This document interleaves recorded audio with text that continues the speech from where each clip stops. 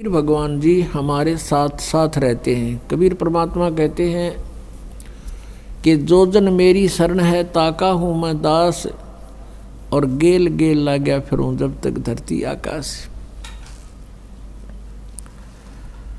पुण्यात्मा, जो पुण्यात्मा अब भक्ति कर रहे हैं, क्योंकि अब ये प्राइम टाइम है भक्ति का, ये पिछली पीढ़ी है कलयुग में, और अब जो इस शरण में आ जाएंगे वो पार हो जाएंगे, और जो पार नहीं हुए तो वो यहीं रह जाएंगे। यहाँ रह जाएंगे तो अन्य जो साधना आप करते कराते थे उनसे तो यो असंख्य गुना बढ़िया साधना है। यदि आपने यहीं भी रहना है तो भी ये भक्ति आपको घना लाभ देगी। और यहाँ तो महामूर्ख रहेगा जिसको ज्ञान नहीं होगा बिल्कुल भी, और जानबूझ साची तजय करे झूठ ते ने, ताकि संगत है प्रभु सोपन में भी ना दे। अब जिस प्राणी को इतना ज्ञान हो गया फिर वो यहाँ रह जाएगा, फिर महामूर्ख ही रहेगा। यहाँ रहेगा किस तरीके से? अंत समय में इच्छाएं घटानी चाहिए हमने बुढ़ापे में, और हम बढ़ाते चले जाते हैं।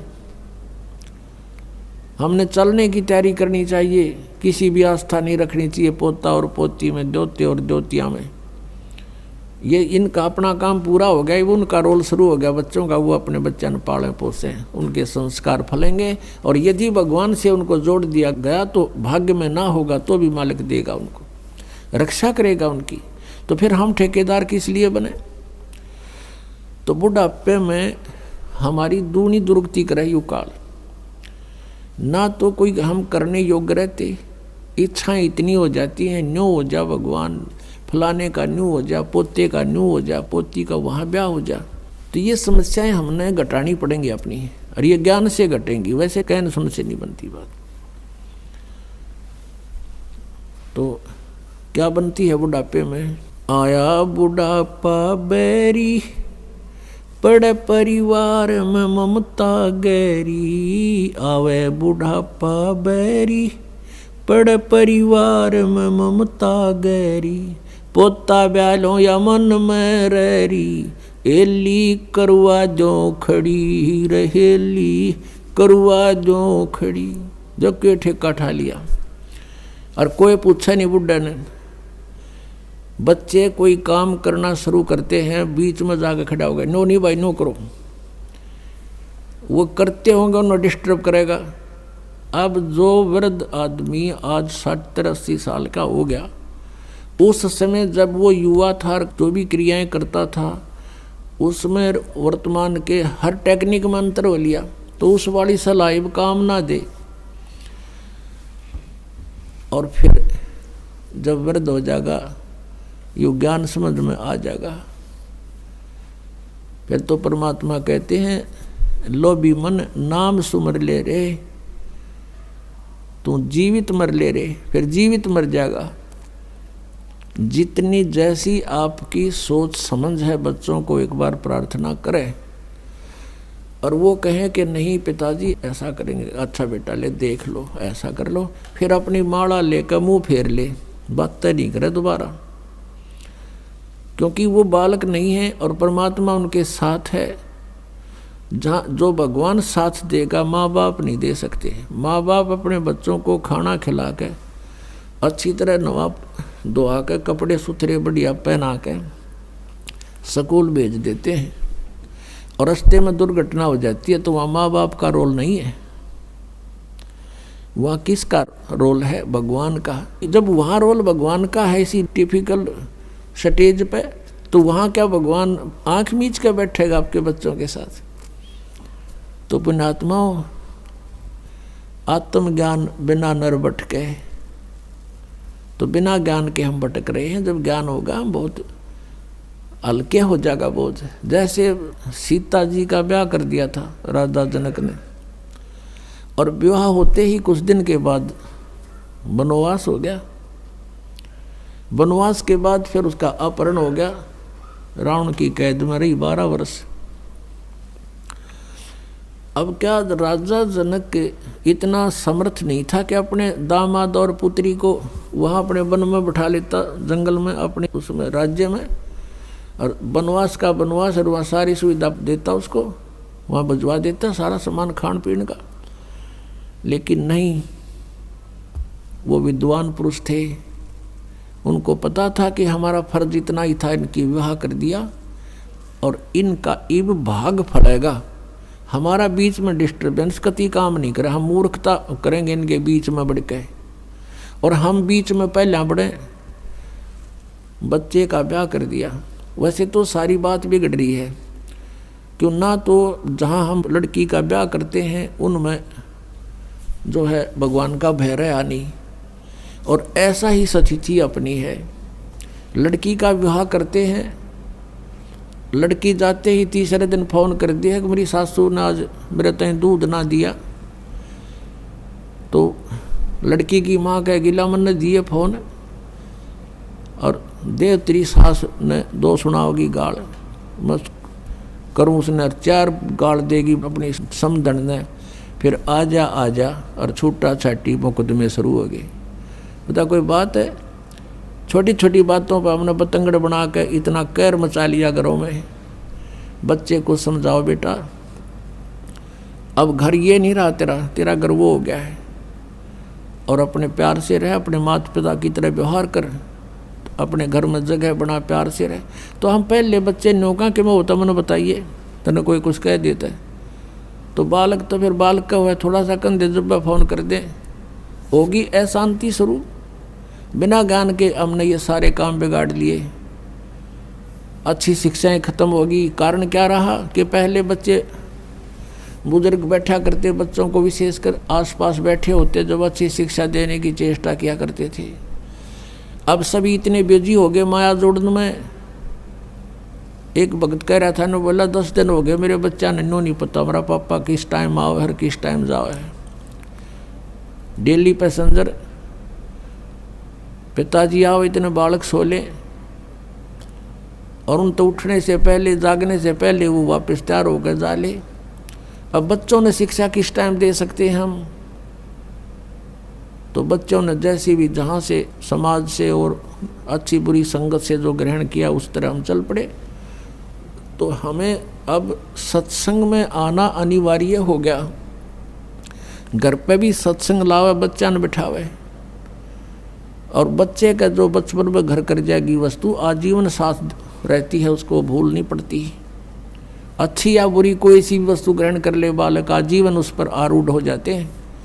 तो हमने बचपन से ही शिक्षाएं गलत दे दी, और जिस कारण से हमने समस्याएं घनी बढ़ा ली, तो सत्संग से घटेंगी। तो कहने का भाव ये है कि हम